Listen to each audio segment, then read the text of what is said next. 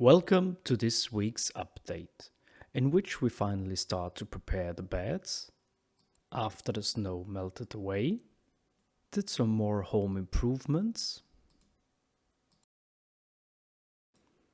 had the need to change out the light sources in parts of our young plant room, and of course take care of a lot of young plants that now want their own pots. And to the end, we're also continuing on our secret project with some planing actions. We actually planned on preparing the beds a week earlier too, but late snowfall hindered us.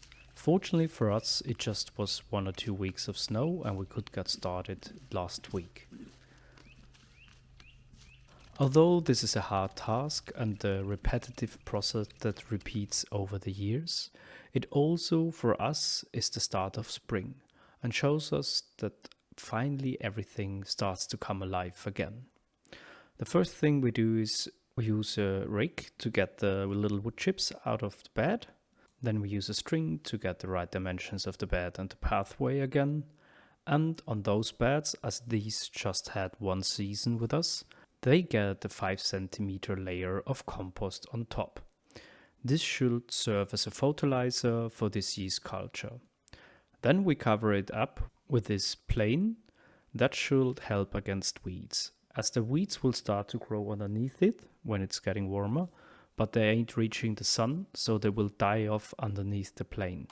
And now we just have to repeat this 25 times. As already mentioned, this year we want to focus a little bit on home improvements to make it more ours. Cha0sHof started with this, with putting up a very nice picture wall of former events and friends who had joined us.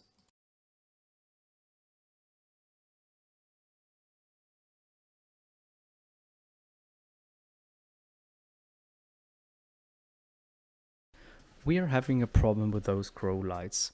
Although they do a decent job, they seem to burn the plants which are directly underneath them. I think the problem here is that I placed them too close to the plants, as the design of this shelf doesn't allow for more distance. So most likely this is my or our fault, not the fault of the lights. So we're gonna switch them out to some growing LEDs. They should be fit for the job as well, as they've been used widely by other farmers in the young plant growth rooms. So after a little bit of fiddling around and getting rid of the old lights, we put in the new, and as we have them in use for the last 2 weeks already, we already see quite difference in the behavior. We don't get any burnt plants anymore, although this most likely be an issue of the setup as they are too close to them. We're really pleased with those lights and they work perfect for our setup. As in the lower part of the shelf there is more distance between the plants and the lights, there we can keep the old ones. The last week our tomatoes grow a lot, also all the other plants, but for some reasons the tomato really started to shoot.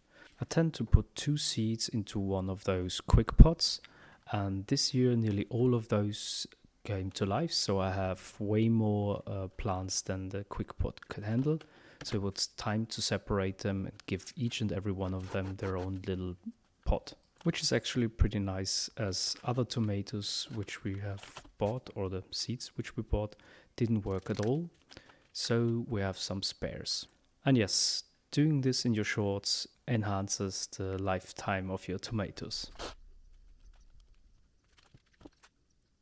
This has now become a daily routine to us to take care about the young plants, putting them in new pots, seeding new seedlings, make sure they're all watered and have the right temperature. And of course try to keep them separated so we don't totally mix them up.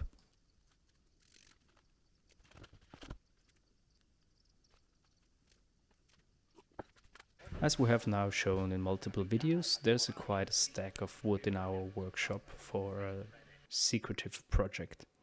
For this we need laminate beams. The problem is that getting them in dimensions that we would need would either produce a lot of offcut and stuff that we have to throw away, or mean that we would have to get special dimensions glued up by a company, which would cost a lot of money.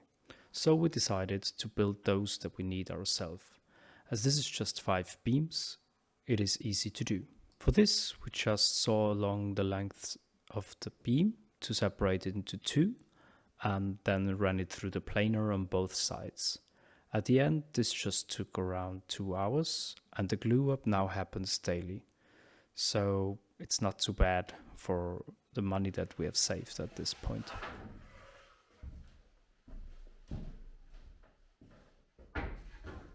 It also gives me an excuse to use my new favorite tool in the wood workshop.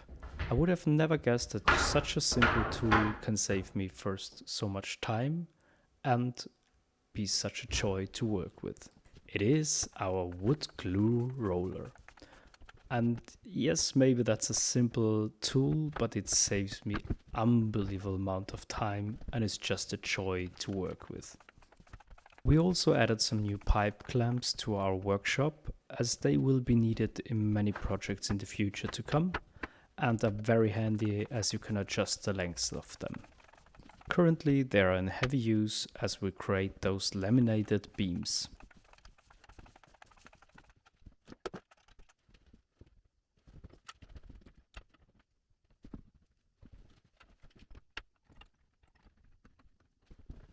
The first beam came out a little bit bended, as I just had 2 of those support blocks underneath them. I just hope that I can get dimensions from it, which I need after planing it. As you can see, the boards themselves shift a little bit side to side, and before I run them to the machine planer, I want to clean them up a little bit with a hand planer. As this, in my ears at least, is such a nice noise, I'll leave you be with some hand planing footage.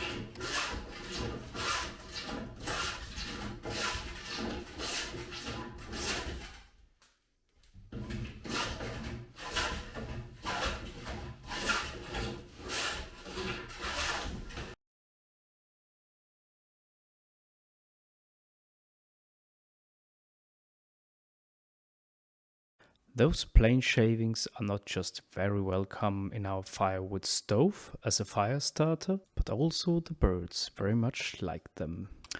And that's it for this video.